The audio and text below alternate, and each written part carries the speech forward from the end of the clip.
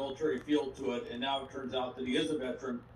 And what's a major concern is they're probably looking very hard to see what type of training. He was a firearms instructor by the reports, but what type of training was he doing? Was he doing certain types of tactical training? Yeah, you could tell he was doing tactical training the way he was getting down. If he's the alleged shooter that injured 60 people, and so he may have been, and 16 are dead or deceased. Experience. He may have Come on, he was a trained killer.